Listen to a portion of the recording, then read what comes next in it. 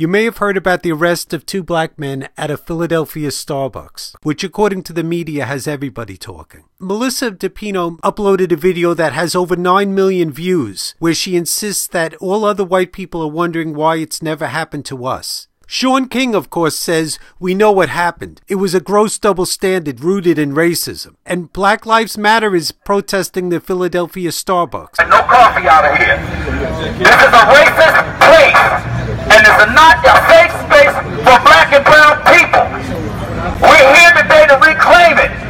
We're going to make it a safe space for people of color. But my question is, how do they know that this is a racial incident? Many people are insisting this doesn't happen to white people, but please take a look at this video clip. The urge hit me, as it does many pregnant women with 2 weeks left to go. Alana had to use the restroom, so she went inside the Starbucks at 7th Avenue and Camelback.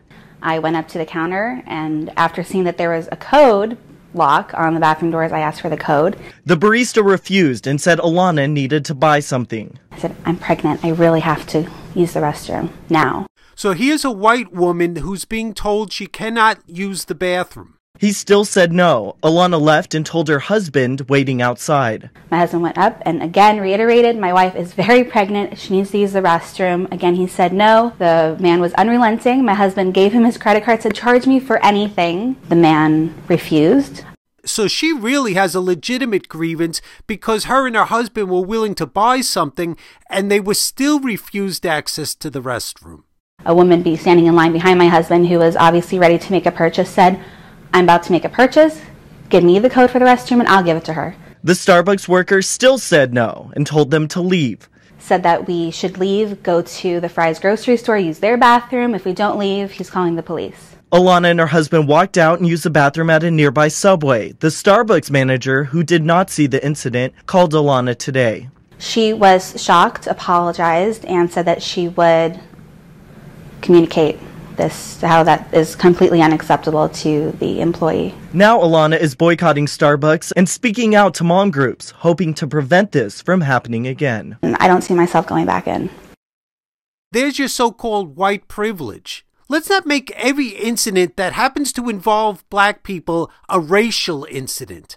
Okay? I mean, this is absolutely ridiculous. Couldn't it be just a case of bad customer service as it was with this white woman, who apparently doesn't exist in the minds of many Black Lives Matter activists, and all those people insisting on so-called white privilege? I posted that video clip on my Twitter account, and still people don't get it. Here I'm being asked, did she get arrested, or have the police called on her? And I respond, did you listen? She was told that if she didn't leave, they would call the police. The difference is she didn't say, go ahead and call the police, and then refuse to leave the store. She left when she was told the police would be called.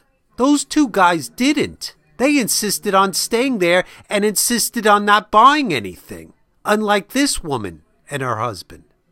And as far as those 2 men, instead of just buying a cup of coffee like a professional would, or a cookie or something, after asking to use the bathroom and being told that they had to be paying customers, they insist on staying there when asked to leave or buy something.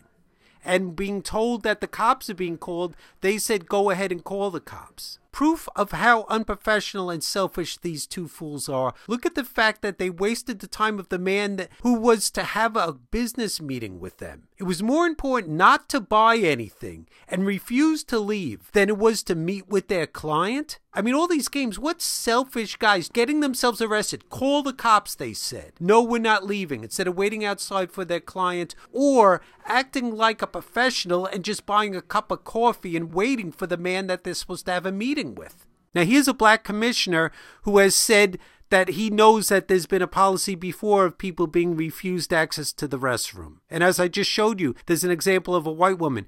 Here's the commissioner talking about the incident with these 2 men. My name is Commissioner Richard Ross. I'm from the Philadelphia Police Department. I know there is a lot of concern and a lot of attention being spread around an incident that happened here in Philadelphia at Starbucks at 1801 Spruce Street. And on Thursday at about 4:40, police received a 911 call for a disturbance and trespassing. When the police arrived, they were met by Starbucks employees who said that two males were trespassing and had refused to leave the establishment.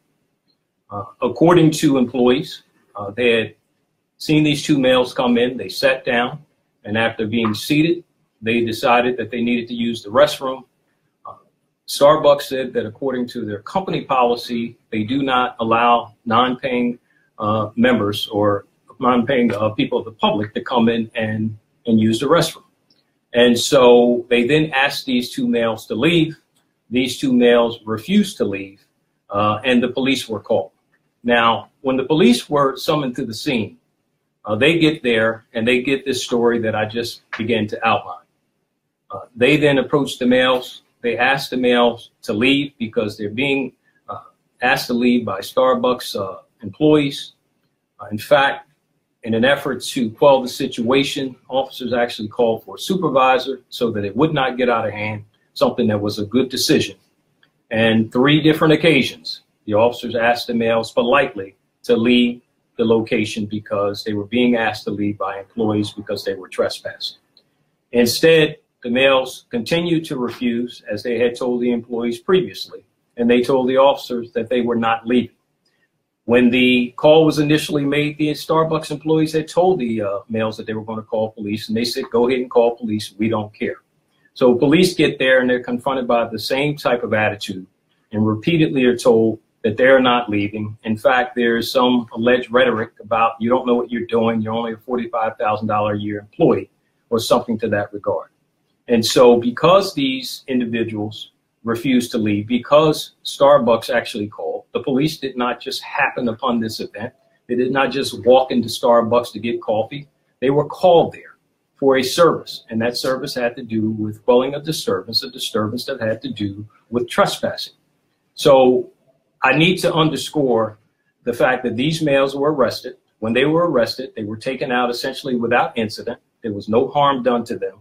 But after being transported to the police district in the area, the officers, after processing paperwork, discovered that Starbucks no longer was interested in prosecuting. And so at that point, those males were released from custody.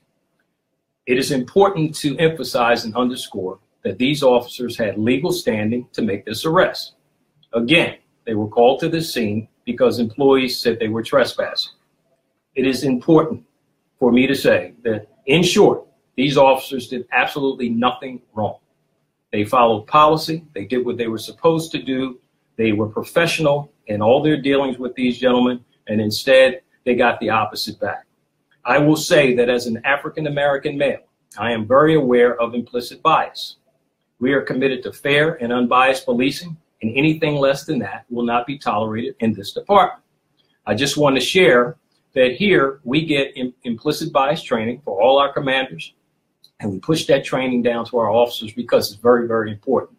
In addition, we send all our new recruits to the African American Museum as well as the Holocaust Museum down in Washington, D.C. We do this because we want people, our officers, our recruits, to understand the minute they come on board. We want them to know about the atrocities that were in fact committed by policing around the world. This is important to us. But this case also underscores the need for us to continue and expand our body-worn camera program. Currently, we have about 700 officers equipped. Unfortunately, these officers did not have one. But it emphasizes why these things are important, because you get to tell another side of the story. We're a department that's always looking to enhance and improve upon ways that we do things. And in cases like this, we will examine this one and similar ones to see if there are things that we can do better. We have not determined that as of yet, but we will continue to look into this incident as we go forward. But it's something else that I want to highlight, and let me be very clear. I own no stock in Starbucks. I just happen not to even ever frequent Starbucks. But I can tell you that there was a case involving one of our sergeants, probably a couple years ago, who went to Starbucks in full uniform, and he was also denied access to the restroom. So they are at least consistent in their policy. Again, I'm not supporting Starbucks. That is not my aim, only to tell the truth about what I know. So it is important, I felt, for all my words about this incident to be expressed so that they would not be edited. And so you can make your own value judgments based on what you have heard. But I can tell you candidly again that these officers did absolutely nothing wrong and that they did a service that they were called to do. And if you think about it logically, that if a business calls and they say that someone is here that I no longer wish to be in my business, they now have a legal obligation to carry out their duties. And they did just that. We will continue to work forward. There will likely be a press conference about this in the future. I just thought that it was very important that we get out some facts that I did not believe were being put out right now. And so I know this will continue to generate, you know, a lot of social media interest, but it is important that you hear that from me. It is important that citizens of the city and around the country, for that matter, hear that from me as well as our police officers. So you will hear more from us in the near future, but I just thank you for taking the time to listen to a side of the story that we wanted to share.